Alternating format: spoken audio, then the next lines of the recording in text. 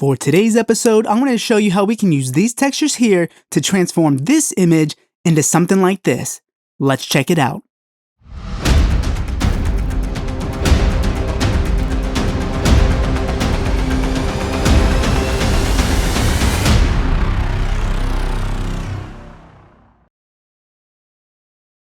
Welcome to Blended Graphics, ladies and gentlemen. My name is Jason Ortega, and today we are on day 9 of our 30 days of Photoshop journey. Today is all about textures and how we can use them to enhance the overall quality of our compositions. I found this image of the Iron Giant and thought it would be a perfect subject for today's topic. He's got a good foundation, but still essentially a blank canvas for us to work with. I think textures can be an easy way for artists to take the detail level of the work to that next level. Now, I don't think every single piece of art is gonna call for the use of textures. However, I do see a lot of missed opportunities with some designers where I think they could benefit from using these textures. So my goal for today's episode is I hope that I can give you some ideas and tips where you can use some of these images yourself with your own personal work. So let's go ahead and get started with this. Firstly, I want to show you the images that we're going to work with. This first one that we're going to use is a bit of a rusty texture. And then we've got 2 different metal textures as well that we're going to apply to our subject. Okay, the first thing we want to do is turn on this top texture, and this is going to be the main image that we're going to use for most of our character. We'll press Command J to make a duplicate of that, turn it on, and then just decrease the opacity a little bit. Command T to bring up the transform. We'll scale it down, and if you either press Control or Command on these anchors here, we can kind of distort this into the perspective that we're looking for. So we'll hit Enter. And then we can add a layer mask to this layer. We'll turn up the opacity, press Command I to invert it. And then we can go ahead and just use our pen tool here. And we're just going to select the portion that we're working with. And we're just about to finish this up. We'll right click, make a selection, and then fill that with white. And it's as easy as that. Now, obviously, we're going to go back in and add some more detail, but you at least get the gist of what we're going for here. And it starts to become very tedious, especially with this character, because he has so many different segments and different panels on his body that we're going to be applying these textures to. So let's go ahead and try another one. We'll make a copy of that layer, we'll turn it on, and then we'll decrease the opacity and just rotate this to where we want to work with. Either Control or Command, click on these anchors to get it to the perspective that we want. And let's go ahead and do that. Something right around there looks pretty good.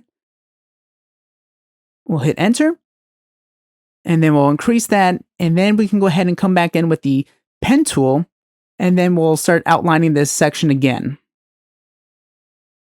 And once we got that, we'll make a selection of it, hit OK, and then fill that with white. All right, 2 down and only 50 more to go. And this is only going to be the first round of textures that we're going to apply. We still have those 2 other images that we're also going to use on top of this. This is just going to help give us a good foundation that we can build off of. So let's go ahead and do another one. We're going to make a copy of this texture. We'll turn it on. We're going to repeat those same exact steps that we've been doing. And this time we're going to do something just a little bit different after we kind of get this positioned to where we want it to be. So we're going to right click this, and then we're going to go to warp. And because this piece is on a side and that area kind of curves a little bit, I'm just using the warp tool this time to help kind of give us the impression that the metal is in fact wrapping around his side. So something like that looks good. We can hit the check mark or press Enter.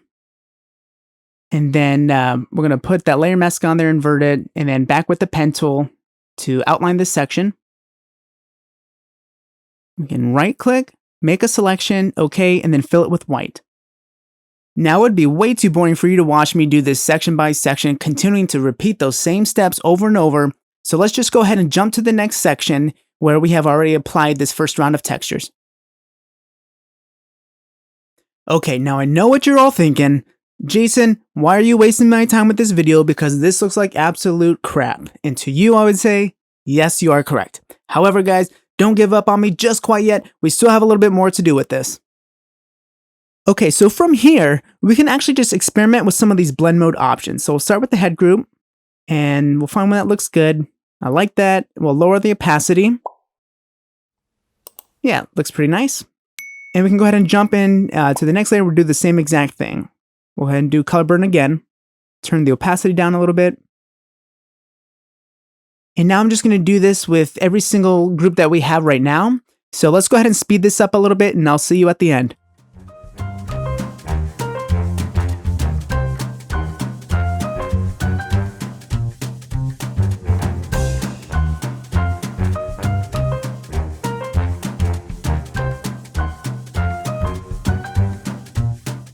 Alright, now with that done, you can see that we're definitely in a much better place than we were a second ago.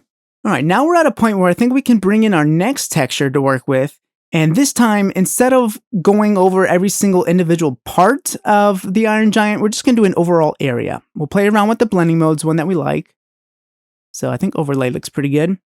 And we're actually going to add a levels adjustment layer to this to kind of give it a bit more contrast. So we'll increase the highlights, bring that in. And then we can hit Command-T to transform this, right-click, and then press Warp.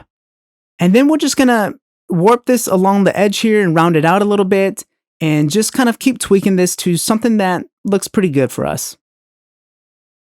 So just a little bit more, hit OK, and then Command-I to invert the mask, and we can start painting some of this back in. We're not going to do every part of this section, but just little spots here and there.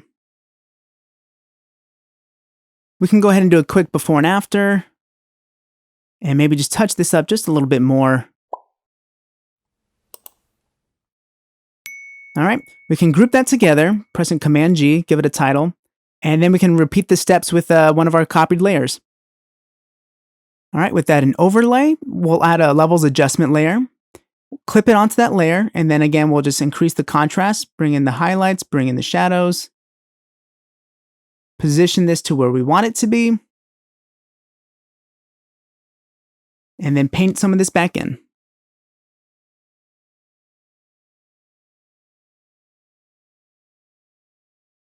All right, so just like before, because it's so repetitive, I'm going to go ahead and speed this process up.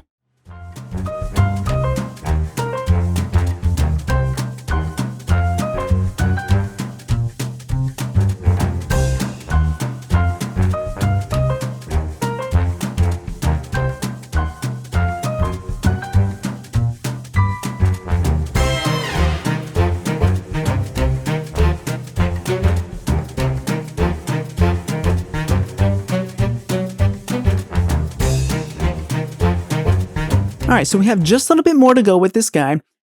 We can go ahead and now use our third and final texture, which is going to be that rust texture. All right, we'll hit Command-J to make a duplicate, and then we'll lower the opacity, Command-T to bring up our transform panel, and same thing, we'll just kind of position this where we want it to be. Right-click, we'll go to Warp, and then play around with this.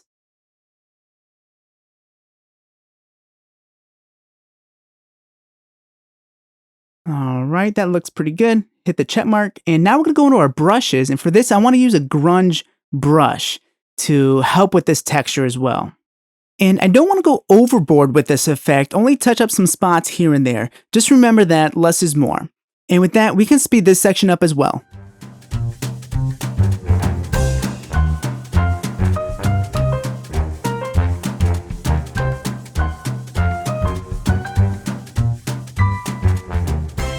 Okay, now that I'm happy with how he's looking, I'm going to use a hue and saturation adjustment layer and click it onto that rust texture, and we're just going to desaturate those reds a little bit. Let's now go ahead and revisit back to what he looked like before we applied all of these images. And now we can go back to where we just left off after we applied those three textures. And you can see what a difference that makes. And we only use 3 images to do this. Honestly, textures can be such a huge game changer. And if you're not currently incorporating this with your compositions, I highly encourage you to start experimenting with some of these textures. Go on the internet, look for various kinds, and start working this into your compositions. And like I said in the beginning, you're not always going to use textures within your work. Some pieces may not call for it. But for some situations, it might increase the quality of your work. So just go ahead and play around with it. And if you're not currently doing this, just give it a shot. You've got nothing to lose. And so what I want to do now is I just spent a couple more minutes on this piece just to give you an idea of what it might look like within a composition setting after I added some more highlights and shadows and gave it a background. And there you have it. Thanks again for joining me for another episode. I hope you found this one useful. If you like what you heard and saw, please hit that subscribe button. And if after watching this video, if you're one of those people that didn't use textures in your work but now starting to incorporate that, please tag me on Instagram so I can check out some of your compositions and see what that looks like. Take care, everyone. Hope to see you back tomorrow.